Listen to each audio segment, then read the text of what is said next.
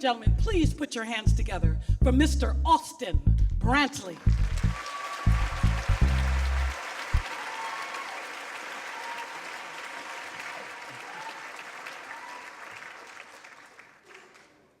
It's 2011 in the Berkeley High School hallways. I'm 15, turning 16 years old.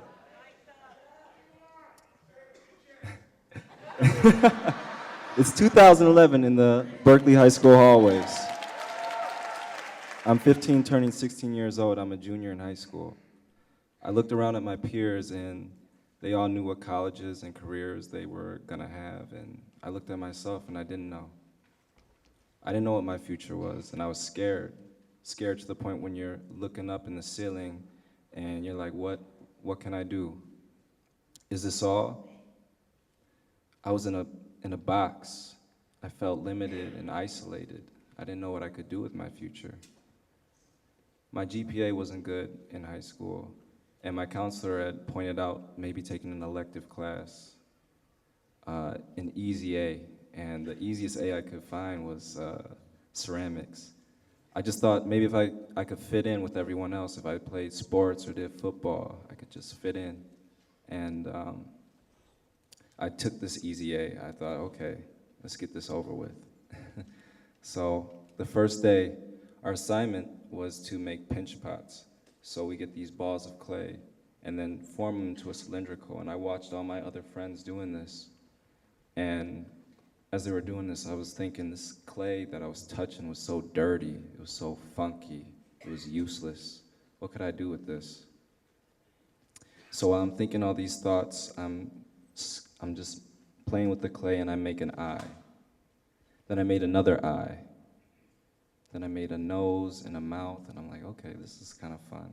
So I had a face in my hand. And I repeated it, I had two more. And I was like, okay, this feels free. My teacher comes over behind me, and I'm expecting him to say, you are amazing, man. So he picks up the faces and he smashes them. And instead, he's like, you have to do what everyone else is doing. You have to make pinch pots like everyone else. So then I was like, okay, who the heck is he? So I start making all these faces and I start hiding them under the desk. I'm like, he keeps looking over and I'm like, you know. And at that moment I was like, what is this new feeling? I love this, it feels good. So next couple of weeks we get our first assignment and I want to make a sculpture. I didn't even know what sculpture was. I just wanted to create something. And I drew it out for my teacher and he said, are you sure you can do this? I was like, I'm gonna try. So the first day I started off with the base and then the feet, then to the legs, then to the waist, to the torso. Took me days and days to configure it. Then the arms, the head.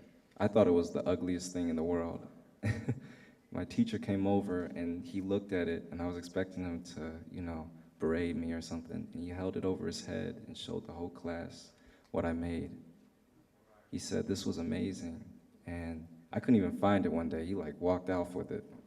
He liked it so much. He got me entered in the scholastics at CCS. And we won an honorable mention. It felt so good to finally do something with myself. I was like, okay, maybe I want to be an artist. And after that, I felt this pursuit, like I wanted to figure out what this was. Maybe this was a talent. So I started using my allowance to get tools and books, and I drove my parents crazy. I turned my dad's office into my studio. So then I'm just working, and every day my teacher inspired me. He would hand me books to look at and show me how to do things with anatomy. He wasn't a sculptor, but teaching me ceramics, he showed me the basics, which really led me far. At the end of my junior year, he got sick, and there was no one to really watch the studio. So I walked in one day, and all my pieces were broken. The heads were broken off, the noses were broken off. There were carrots put into the holes of the eyes in my sculptures. I didn't know who did it. I looked around and I saw sympathetic faces, I saw some smirks, but I was just too angry, so I had to remove myself from the situation. It was what I loved doing, it was what I went to school to do, and not having known who did it, it just hurt a lot more. So I went into the bathroom and I looked in the mirror for a second and I said, they might be able to break my pieces, but they can never break me. So after that, I started really learning the essentials to it. I started to research other sculptors. I started to fine-tune my skills. I started to try and develop my talent. I wanted to do something with it. I wanted to be something one day. And I had the drive to do it ever since then. So by the end of that year, I already had 30 sculptures, and then by my senior year, I was making them every day. My pieces got so big, after my ceramics teacher retired and our new ceramics teacher came in, she gave me a studio the size of a closet. So I started making these 5-foot sculptures and everything, and I'm working as hard as I can, and people would knock on the door, like, Austin, are you in there? I was always in there, but I would ignore them. So I started looking for art schools. I wanted to really develop my talent. I wanted to be a sculptor. And at the end of my senior year, when I graduated, I couldn't afford any of the tuitions of any of the schools I wanted to go to. I did art fairs, and I even walked into galleries to see if they would represent me so I could get maybe a little bit extra money so I could support myself. But it didn't work out. But I wasn't gonna stay negative. I had to focus on the next move. So I looked for mentors around the area who were also sculptors, and I found about 3 of them. And they all had good things to tell me, and always telling me their stories and everything, and it was amazing. So I decided to go to Oakland Community College, where I took my first sculpture class. And when I took that sculpture class, the first day, all the students were asking me to help them with their eyes and noses, and it felt so good, like I already knew what to do. And the teacher did not like that. So he came up to me one day when I was alone, and he said, Austin, you are arrogant, you're stupid, you have no structure. He wouldn't give me a critique on my work, and I didn't know who to ask. So I went right next door into the other neighboring class, and it was a ceramics class. I asked the professor there, could I get a critique? And she walked in and she loved my work instantly. She gave me all these incredible creative ideas.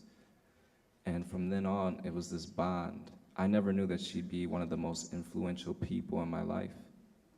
When that other teacher told me that, I felt kind of confused. Like, I thought he would have liked me and everything, but no, and that's okay, because I was always going to stay positive and do my thing. So she loved my work so much, she went up to the dean herself and got me switched into her class. And every day, I was going to work hard to show her how much I appreciated that. She made me drive to be more creative, to think outside of the box. There'd be one day where I couldn't even use my hands. I had to sculpt with a paddle. So there were things that I couldn't learn on my own, and she really influenced me. After that, I had my first show at the Truth Bookstore in the Northland Mall, and it was an amazing experience. My family was all there for me. My father, my mother, my grandmother, my aunts were all there. And all these people came and they looked at my sculptures, and as I saw them looking at my work, it almost was like I could speak through my pieces to them. I wanted to develop that power in my work. I wanted to manifest my visions in the clay. And once that happened, I wanted to do as many shows as I could. I wanted to gain that experience. I wanted to feel that moment of people loving your work, people feeling your work. After OCC, I moved into my own studio. I was able to live and work there. I had my own kiln, and every day was a creative experience. I wake up and I smell the clay. That funky smell, I love it. It's always on me too. Every day is a new experience, and looking back on that when I was 18, I made a series called the Cocoon Series. It was a series that represented coming out of your bondage, coming out of your cocoon, coming out of your shell, and unleashing yourself. I look back and I said, that's who I was in high school. I was in this bondage. I was in these limitations that people may or not have put on me. And once I came out of that, I became who I truly was. Sculpting gave me my true identity. It showed me who I was through the clay. I was able to voice my opinions and my thoughts, and it was beautiful. So now when I wake up, I'm sculpting. When I go to sleep, I wake up and I sculpt. In the afternoon, I can sculpt. There's no hours. There's nothing holding me back anymore. I'm in a creative process, and I love it. That's my tell from the funk.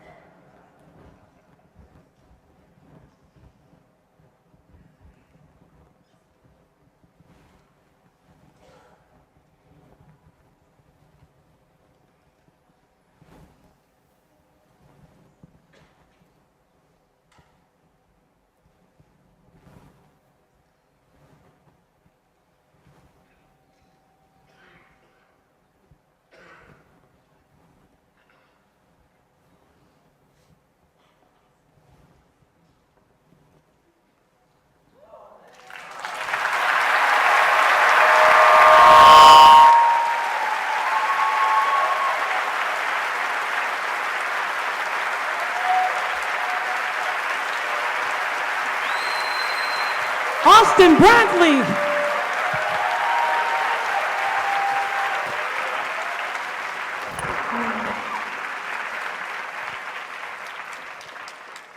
If you haven't seen the 30 Americans exhibition, you have to go. It's powerful. You will come out feeling happy, energized, revolutionary, radical, everything. And when you finish coming out of that exhibition and you walk into the gift shop, you will see Austen Brantley's work. Thank you very much, Austen.